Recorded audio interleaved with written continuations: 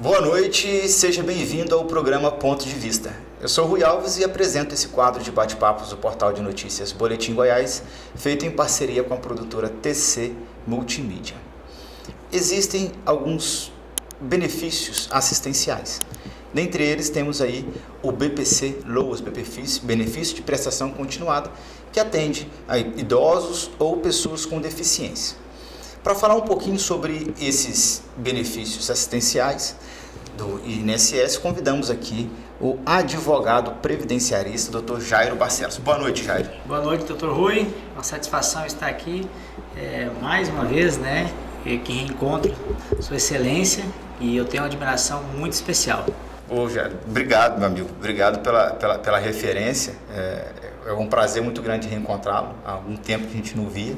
E agora podendo reencontrar e bater um papo sobre um assunto tão relevante para a sociedade, um assunto de interesse de muitas pessoas e de desconhecimento da maioria da população sobre esses benefícios assistenciais. Mas antes, deixa eu te apresentar só um pouquinho, viu, doutor? Advogado, especialista em direito previdenciário e juiz leigo do Tribunal de Justiça do Estado de Goiás, é isso? Exatamente. Fala só um pouquinho pra gente, o que é o juiz leigo, para quem está... A gente atua no juizado de pequenas causas, né? Na verdade, a gente é um braço ali que auxilia os juízes titulares, né? Então, a gente faz as minutas de sentença e elas são homologadas aí pelo juiz titular do juizado de pequenas causas. No meu caso, juizado de pequenas causas, né? No meu caso, eu estou vinculado ao 6º Juizado Especial lá com o Dr. Vanderlei Caires. E o juiz, no caso, pode advogar, o juiz leigo? Sim, ele tem um impedimento de advogar no sistema de juizados especiais, né, mas ele não tem impedimento nas demais varas cíveis e varas federais, que é o caso das ações em face do INSS, as quais eu milito diariamente.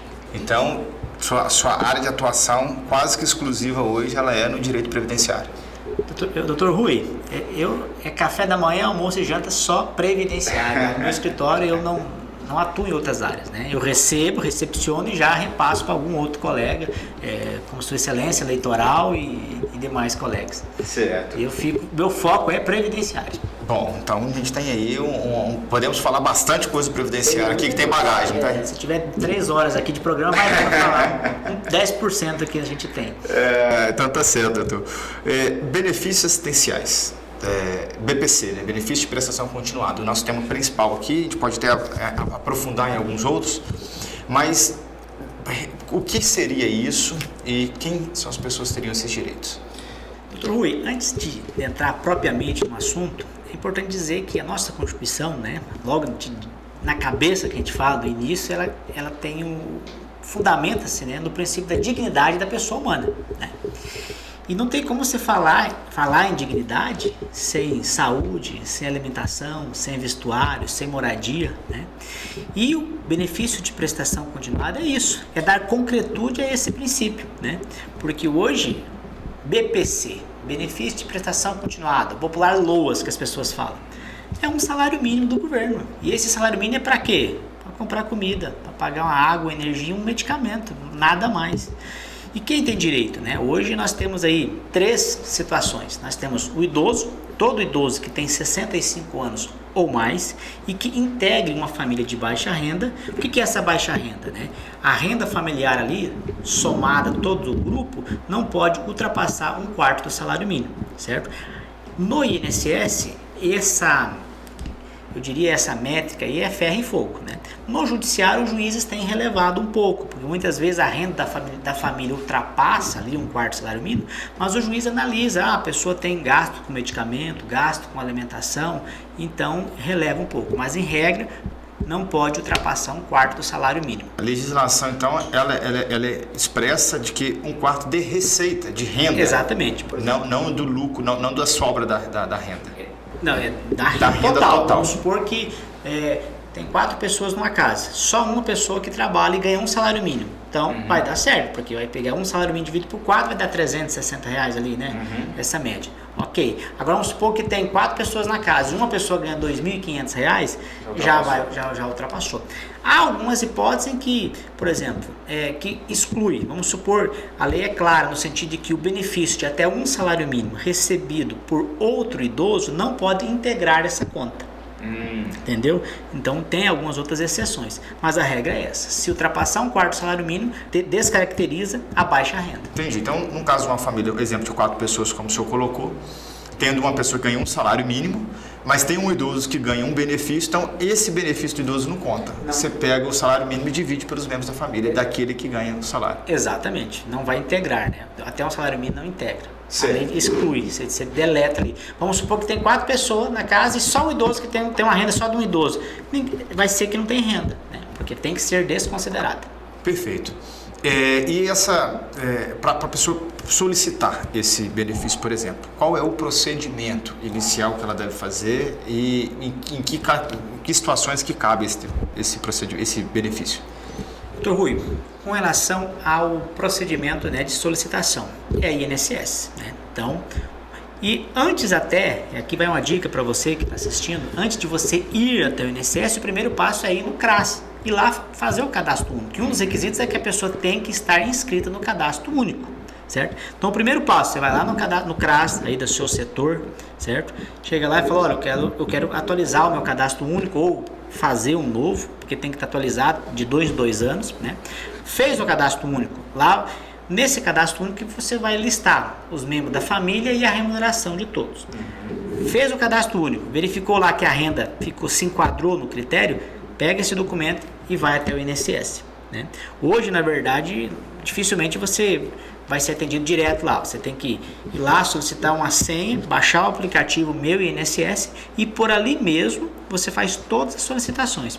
No caso do BPC para idoso, né, que basta comprovar ali a idade com o documento, né, de identidade e que integra uma família de baixa renda por meio do cadastro único, essa análise é feita automático hoje pelo sistema, certo?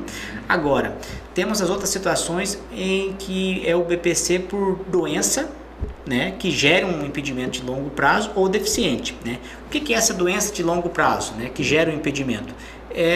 Tem considerado acima de 2 anos. Se você tem uma enfermidade que ela te gere um impedimento para trabalhar com um prazo superior a 2 anos, você já se enquadra para postular o BPC. E o outro requisito também é a renda, certo? Só que tem uma diferença. Nos casos de doença grave e de deficiência, você tem que passar por 2 perícias lá no INSS. Certo? Então você entra no sistema, faz a solicitação e já faz o agendamento das perícias. A primeira, não necessariamente vai ser assim, mas é uma perícia com o médico, que vai analisar a sua enfermidade, e outra perícia vai ser com avaliação com a assistente social, que vai discutir ali a sua situação familiar, a renda, como que você vive, para ver se você se enquadra ou não para ter direito ao benefício. E a gente tem 2 caminhos a trilhar, né? O primeiro é no administrativo lá no INSS. E se porventura, né, for negado, for indeferido, aí tem que encaminhar para o Poder Judiciário. E aí existe uma diferença lá no Judiciário. A diferença é o seguinte, que no INSS, quando você faz a solicitação lá, o órgão não manda ninguém lá na residência avaliar suas condições. Tudo é feito lá. Com as provas que você leva.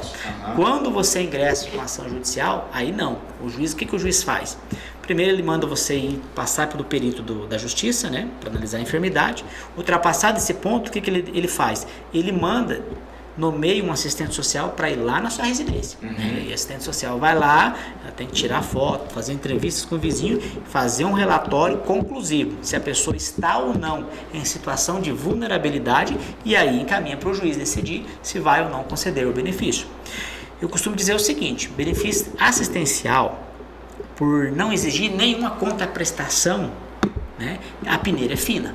Certo. Então não é, ou seja, é um dos campeões aí de indeferimento, né? Certo. Porque você tem que preencher os critérios rigorosamente. Certo. Importante você falar sobre essa questão de não contraprestação, porque demais benefícios assistenciais do INSS garantidos aos segurados do INSS, correto? Alguns outros, por exemplo, como o auxílio por incapacidade temporária, e aí seria o caso, ele paga o INSS, já vem pagando quando alguma situação que ele pode solicitar esse benefício. No caso do BPC, não. Ele é entregue para aquela pessoa que não tem contribuição, não tem vínculo com o INSS, é isso? Exatamente. A gente classifica lá como tem os benefícios previdenciários, que exigem pagamento de contribuição, e os benefícios assistenciais, que não exigem. Exige, por exemplo, o BPC, o Bolsa Família, tudo isso são benefícios, né, assistenciais, né? Independente de você estar contribuindo ou não, se você enquadrar nos critérios lá, você vai. Agora, por outro lado, os benefícios previdenciários, aí vamos lá, auxílio doença, aposentadoria por invalidez, auxílio acidente, ele exige que você esteja ligado ao sistema, né? O INSS é Instituto Nacional do Seguro, é o seguro. Para você ter direito, você tem que estar pagando. E não é assim, e pagando por um período, né? Lógico, por exemplo, vamos lá, falar aqui do benefício do auxílio doença, né? Que é o mais popular. Qual que é a exigência? Você tem que estar integrado lá, né, ligado, estar pagando o INSS e ter pago pelo mínimo 12 meses, certo? Vamos supor que a pessoa que nunca pagou o INSS, ela começou a pagar hoje. Para ela ter direito ao auxílio doença lá no INSS, ela tem que pagar no mínimo por 12 meses, certo? Temos exceções. No caso de acidente de trabalho, o cara entrou na empresa hoje, assinou a carteira, teve um acidente de trabalho lá, né, dentro da empresa, daqui 15 dias, ele vai ter direito. Aí não exige tempo mínimo. Outras exceções, há algumas doenças que a gente fala que dispensam a carência, né? Ou seja, não existe tempo mínimo. Por exemplo, o cidadão começou a contribuir em janeiro.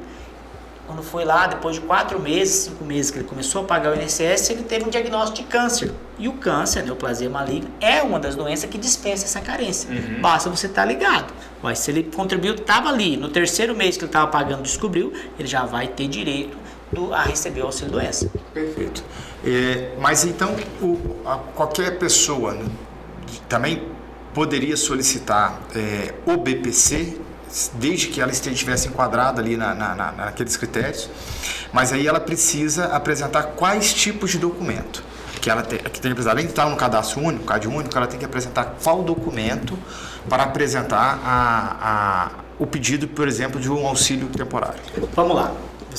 Vamos falar do BPC. BPC para idoso. Vamos lá, para o idoso. O que ele precisa? Primeiramente, estar inscrito no cadastro único. Sim. E lá para o INSS, basicamente, ele tem que colocar o quê? Documentos pessoais. Idoso, certo? Pessoa acima de 65 anos ou mais. Anos. Isso. Não de 60, 65. Tanto homem como mulher, 65 anos. Tá? Perfeito. Documento pessoal, cadastro único, comprovante de endereço. É isso aí que precisa. Vamos lá.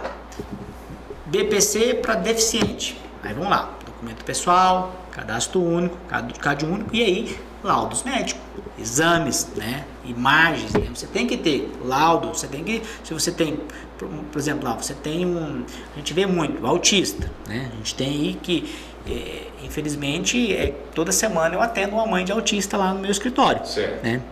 Então, precisa do quê? Precisa ter de um laudo neuropsiquiátrica, né, relatando e indicando o CID. Tem que falar, olha, ele tem esse aqui, né, F tal, entendeu? Então, esses são os principais documentos que tem que ter. Porque veja só, principalmente no judiciário, o magistrado ele não entende de medicina.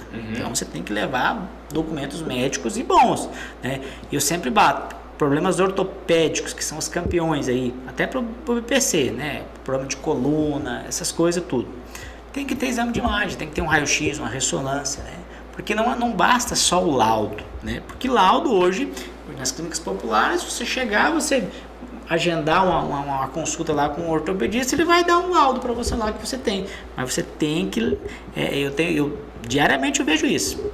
Até gente que leva a ressonância ou um raio-x tem o benefício negado, né? Que dirá se você for sem. Então, tem que ter a documentação médica. E detalhe, documentação médica atualizada. Eu vejo muito isso acontecer no dia a dia. A pessoa chegando no meu escritório, doutor, fui lá no INSS, passei pela perícia semana passada lá e me negaram. Aí eu vou olhar, o exame tem 2 anos.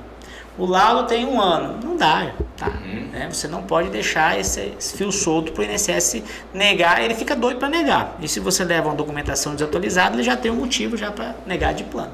Perfeito. Você falou aqui, por exemplo, do autista. O autista, ele caberia nos 2 casos. Ele se for uma família de baixa renda, ele cabe para receber o BPC Loas. E se for de uma família segurada, ele pode receber um auxílio por incapacidade? Como é que é? Não, ele só recebe o BPC Loas. Só o BPC? Aí, os benefícios essenciais do BPC Loas, ele é pessoal. Perfeito. Depende da pessoa. Se ela não contribui, tentar encaixar ali. Né? E é uma criança, ela, né, nem vai contribuir, né? Porque ela tá, né? Sim. Não tem idade. Agora, E aí a renda familiar dela tem que estar... Exatamente. Tem que estar ali. Porque muitas vezes lá eu vejo muito. E eu fico com dó, porque às vezes a mãe ela tem que largar, principalmente o autista, que precisa do acompanhamento da mãe muito mais do que o pai. Eu vejo as mães têm que estar diariamente, ou seja, ela tem que se anular. Ou seja, anular eu digo na questão, muitas não conseguem mais tocar a vida profissional, né? Sim. Só que o pai trabalha, graças a Deus, ele tem lá uma renda, sei lá, ganha 3 salários lá. Aí já não consegue, por causa da renda do marido. E a esposa deixou de trabalhar para ganhar o salário dela e comprometeu. Exatamente. No judiciário eu tenho visto alguns juízes, não são todos, que eles analisam também o seguinte: beleza, o marido ganha 3 salários. Só que veja só, essa criança, por ela ter o autismo, ele precisa de um acompanhamento especial, ele precisa de uma escola melhor, ele precisa às vezes de fazer terapias, né? Que, ou seja, que a família está deixando de fazer por não ter o benefício, por não ter condições financeiras. Então o benefício ia ajudar. Então muitas vezes eles relevam essa questão. Certo. Não sempre. Até a medicação, que são muito caras. Exatamente. Que aí, no caso, um auxílio por incapacidade seria personalíssimo também para o segurado. E nesse caso, a criança ela não é segurada no INSS. Ela não contribui. Ela não contribui, né? Ou seja, o auxílio doença, né? A lei mudou para benefício por incapacidade, mas eu não mudei ainda porque o segurado entende para o auxílio doença, né? É para quem paga. Quem paga, quem está contribuindo para o INSS ou está dentro do período de graça. Eu quero explicar aqui rapidamente. Isso é interessante as pessoas saberem. Por exemplo, se você está ali há 2 anos trabalhando numa empresa, você está contribuindo. Aliás, não tem nem opção de você não querer, porque é compulsória, né? Sim. Porque o seu patrão desconta e repassa, né? A grande maioria das vezes é para ser assim, né? O patrão desconta do funcionário e ele tem que repassar para o INSS. Sim. Bom, você está ali há 2 anos na empresa. Quando você sai da empresa, por exemplo, você saiu dia 31 de janeiro. Dia 1º de fevereiro você já não tem direito mais. Não, você tem direito, porque a lei, o que acontece? Você tem um período de graça. Vamos lá, nós temos 2 situações, nós temos na verdade 3 situações aqui. Nós temos um período de graça que dura 12 meses, outro que dura 24 meses e tem outro que dura até 36 meses. Olha, 3 anos. 3 anos, vamos lá, vamos falar aqui do de 12 meses. Vamos supor que você está trabalhando lá na empresa, já tem 2 anos que está lá nela, você não quis mais, chegou no seu patrão e falou: olha, eu não quero mais, pediu demissão, certo? Você saiu da empresa.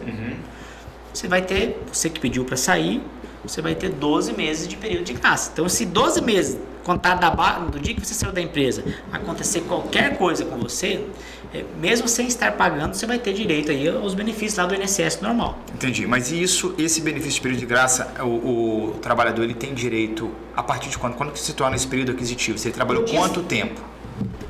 Se ele trabalhou, aí é o seguinte, se foi passar o período de experiência? De 12 meses para frente, assim, na verdade não é, vamos supor aqui, o cidadão, a primeira vez, vamos supor que foi o primeiro emprego dele, foi a primeira vez que ele começou a contribuir para o INSS, ele tem que ter pago pelo menos 12 meses, ficar ao menos 12 meses, certo. No mínimo 12 meses. Né? Entendi. Mas, então beleza, ele ficou ali, ele trabalhou 12 meses, né, no mínimo, saiu, ele vai ter 12 meses de período de graça. Agora uma segunda hipótese, a pessoa trabalhou lá 1 ano, 2 na empresa, o patrão mandou embora, sem justa causa. Já não foi ele que pediu para sair. Mandou embora, ele foi e encaminhou o seguro-desemprego dele, né? O que a lei prevê? Quando você demonstra que ficou na situação de desemprego involuntário ali, esse período de graça ele dobra, vai para 24 meses, entendeu? Tá. E tem a outra situação. Cumprindo completamente esse período de desemprego, do seguro-desemprego ou não? Por exemplo, ele teve um seguro-desemprego de 3 meses, por 3 meses. Já tem direito. Certo. Se ele ficou 1 mês com o seguro-desemprego, você já deu entrada, já tem o direito de período de graça para 24 meses. E temos uma outra hipótese. Vamos supor que a pessoa trabalhou 10 anos. Ele fez mais de 120 contribuições ininterruptas para o INSS. Ele ganha mais 12 meses. Então você tem 12 meses já, né, por ter saído, mais 12 meses você pegou o seguro-desemprego e mais 12 meses por ter já vertido mais de 120 contribuições ininterruptas. Então há situações que a pessoa tem até 36 meses. E isso acontece muito, porque às vezes a pessoa sai da empresa, já tem 2 anos que eu saí daquela empresa, sofre um acidente de moto e tal. Cara, a pessoa não sabe, mas ela tem direito às vezes a pegar uma doença, porque ela está dentro daquele período de graça. Interessante. Então por isso que a pessoa sempre fala, cara, viu alguém doente, se for um acidente, manda procurar o advogado previdenciário para verificar, às vezes ela está dentro do período de graça. Eu vejo muito isso, que eu vejo escutar no rádio, se você é mãe, teve um filho nos últimos 5 anos e não recebeu, sabe, né? É justamente isso, porque muitas vezes a mulher já tem 2 anos que ela... Peraí, explica até um pouquinho melhor pra gente isso aí, porque isso aí é uma coisa que as pessoas discutem direto na internet e fica buscando, e vem um monte de informação. Porque é o seguinte, muitas vezes a mulher trabalhou para a empresa e ficou lá 1 ano, trabalhando 1 ano, 2 anos na empresa, saiu, né? Passou 1 ano e meio. Independente se ela pediu demissão ou se foi demitida. Exatamente. Se ela pediu demissão, ela vai ter 12 meses. Se ela foi demitida e pegou seguro-desemprego, ela vai ter 24 meses de período de graça. Às vezes a pessoa não tem esse conhecimento. Aí ela saiu, já tem mais de ano que ela não trabalha de carteira assinada, saiu e tal, pegou seguro-desemprego, não quis trabalhar mais, aí engravidou, nasceu. E aí o filho nasce, detalhe, o filho nasceu dentro do período que ela estava de graça, dos 24 meses.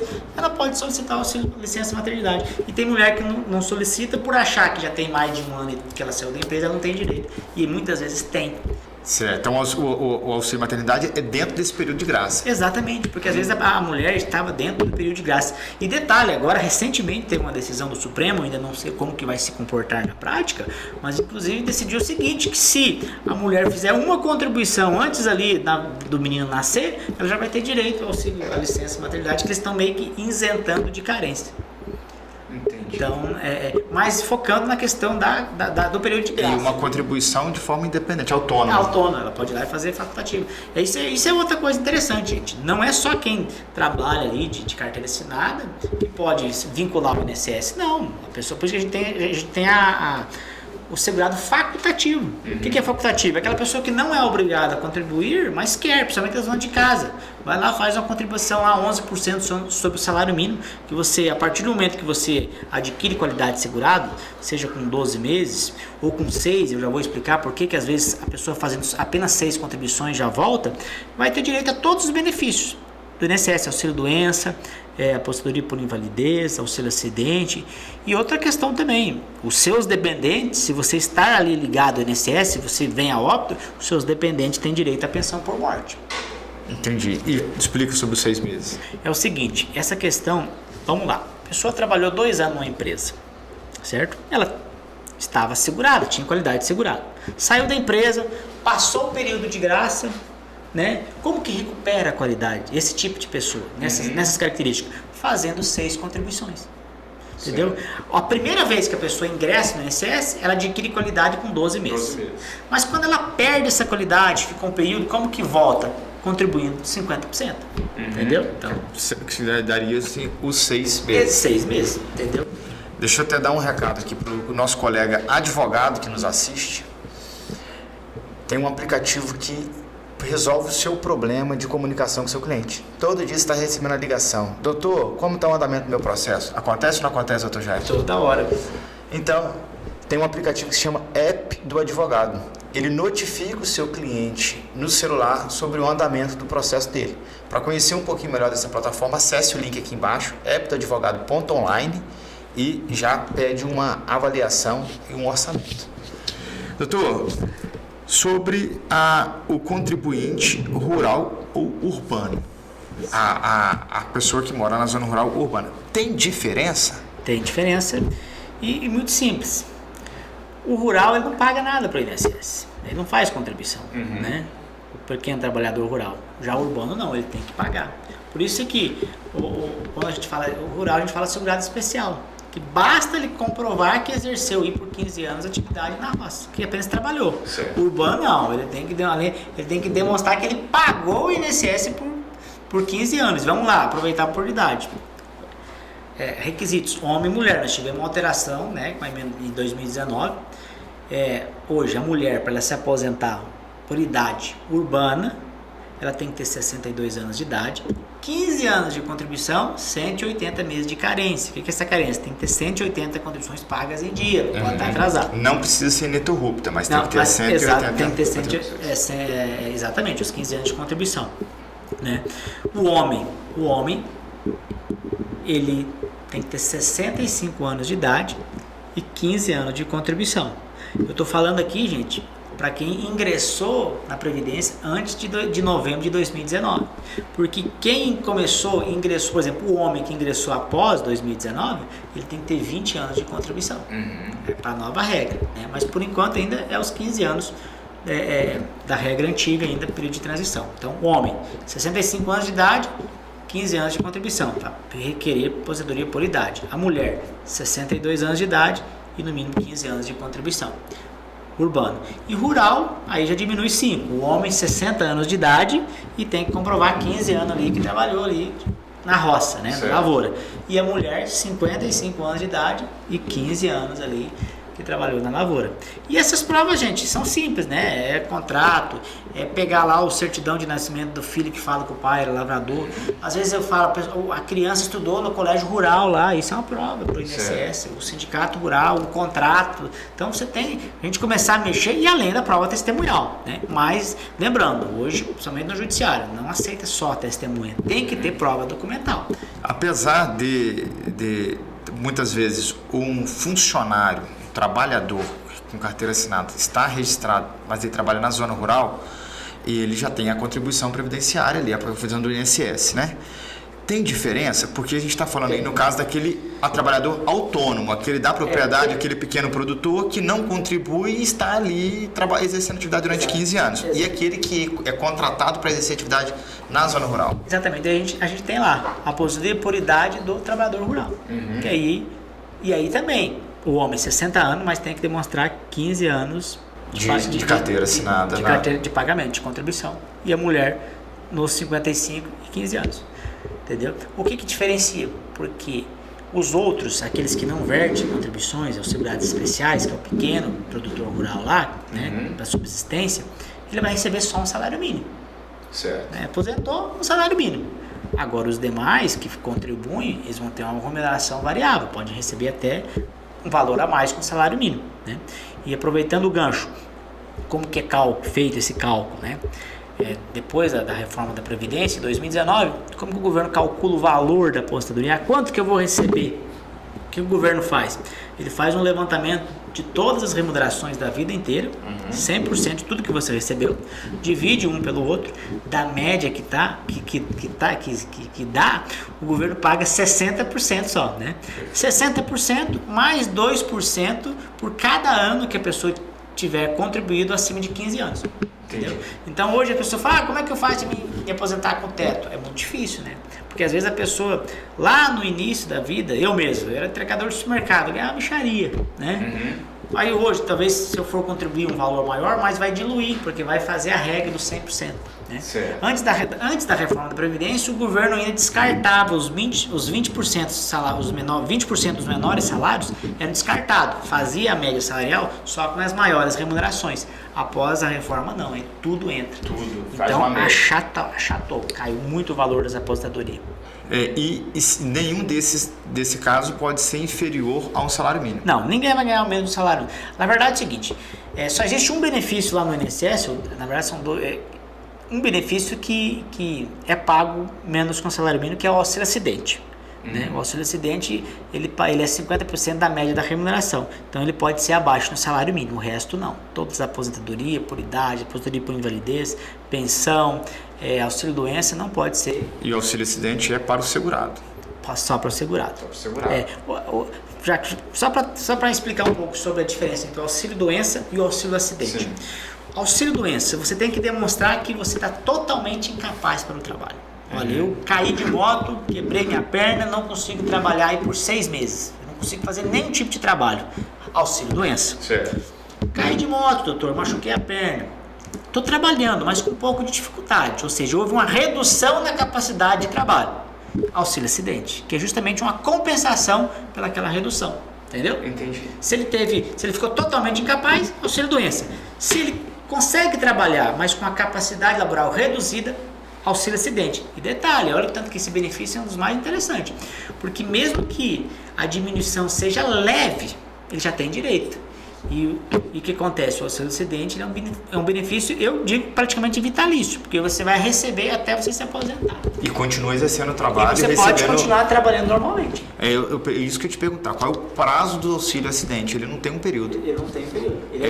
É até ficar comprovado que aquela redução da capacidade ela não existe mais. Porque não existe mais, mas geralmente, porque aí é meio que assim, para ter direito é que o médico já fala, olha, ficou permanente uma diminuição, porque ele tem que atestar lá. Quando ele vai considerar, ele já vai verificar, olha, isso aqui acabou, ele vai ficar com essa sequela aqui pro resto da vida, e é definitivo. Ou seja, ele teve essa redução aí, encaixa no auxílio acidente. Eu, até hoje no escritório, não vi. Eu vi um caso, porque acontece o seguinte, de uma pessoa que ela solicitou auxílio doença, ela já recebeu o auxílio acidente, teve um outro acidente, aí é aquele detalhe, né? Aí ela sofreu um novo acidente, machucou um outro membro, e na hora que o perito concedeu o auxílio doença, ele colocou o mesmo CID. Acho que confundiu, era na perna direita e outra era na esquerda, e ele errou, e aí o INSS cortou o auxílio acidente, que ele falou, olha, eu não posso pagar auxílio doença e auxílio acidente pelo mesmo problema. Aí ela perdeu, né? Porque não pode. Mas ela pode, inclusive, receber o auxílio acidente, por exemplo, a pessoa teve uma lesão permanente na perna. Ela vai receber o auxílio, teve uma redução ali. E futuramente ela quebrou o braço ela vai poder receber o auxílio doença pelo período lá, pelo problema do braço, e continuar recebendo o auxílio doença. Porque são diferentes, né? Lesões diferentes. Entendi. E é importante esse ponto. O advogado está atento qual que é o cabimento, se seria um auxílio doença ou auxílio acidente para assegurar aquele segurado, né? Ele tem que saber fazer essa distinção do pedido para não ser indeferido lá na frente. Exatamente. E pode ser até subsidiário. Porque, por exemplo, o segurado foi lá no INSS e pediu um auxílio-doença, né? O INSS negou, certo? E a lei ainda fala que a autarquia ela tem que olhar, né? Ver qual que é o benefício mais vantajoso para o segurado, né? Tanto é que há uma diferença muito grande aí, principalmente quando a gente manda para o juiz a questão do auxílio acidente, que você não exige o magistrado não exige que você tenha ido lá no INSS feito o pedido de auxílio acidente quando você já tenha recebido auxílio doença. Por que a lei fala? Que o INSS, assim que cessou o auxílio doença, se ficou lesões, se ficou com uma redução, o INSS já tinha que de ofício ativar o auxílio acidente. O INSS não faz. Então, isso é uma questão importante, porque esses dias mesmo eu peguei um segurado, ele sofreu um acidente em 2020, recebeu 4 meses de auxílio doença e voltou a trabalhar, mancando, até hoje, e não pediu.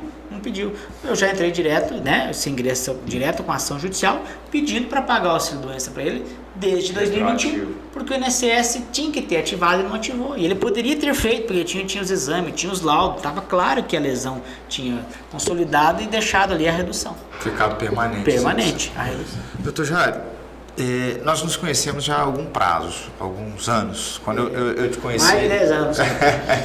Eu não tinha nem formação ainda estava terminando, na verdade, minha formação em Direito, não era nem advogado. E tivemos a oportunidade de trabalhar juntos na Câmara de Vereadores, com o vereador. E de lá para cá eu via o seu esforço no estudo, inclusive para buscar esse cargo de juiz que o senhor vinha estudando. Mas o que te levou a entrar no direito previdenciário? Olha, o primeiro passo foi tão interessante, eu digo porque pelo menos na minha faculdade, eu acho que na sua também, nós não tinha essa matéria, hoje já tem, né? Primeiro por necessidade, era optativo, né? Eu nem, né? Necessidade mesmo, né? Porque assim que eu assumi essa função de juiz leigo lá no tribunal aqui em Goiás, você tem um impedimento, que você não pode advogar nos juizados de pequenas causas, né? Nos juizados especiais cíveis, onde eu estou. E advogado, quando você de início de carreira, é o que aparece são ações de juizado. Então, e aí o que me chamou a atenção? Eu comecei, alguns familiares, né, começaram pedindo, olha, eu preciso disso lá no INSS. E eu comecei a ver, primeira coisa, volume, né? Você tem uma gama de clientes, né? E o que me interessou também, porque você me falou, a gente se conheceu, a gente trabalhava na Câmara de Goiânia, e a gente ajudava muito na área social, né?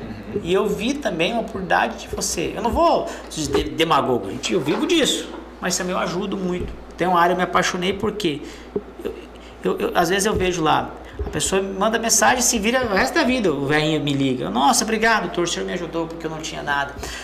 O que eu falo? Porque a gente também tem área social, né? Porque tem muitos segurados, principalmente pessoas acamadas. Eu tenho uma equipe que faz isso, que vai na casa, por exemplo, se de uma cliente, um senhorzinho acamado, lá no Jardim do Cerrado, né? É um bairro distante, né? Lá não tem INSS, não tem. Então, assim, se você não vai lá, você pega, dá toda essa assistência. Então, o que me apaixonou mais é porque eu também gosto de estudar, a matéria também é boa, e principalmente de área social. Eu gosto do social, né? Você ajudar, você se dispor ali a conseguir porque sim, gente, é um salário mínimo, é comida, é mínimo existencial.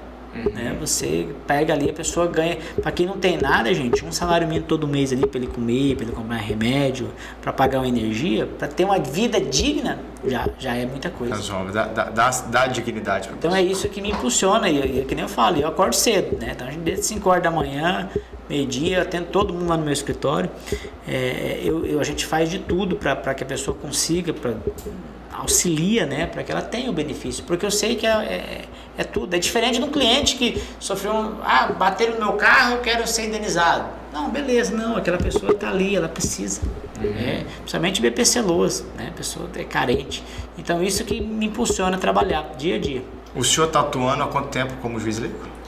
Desde 2018, né? 18?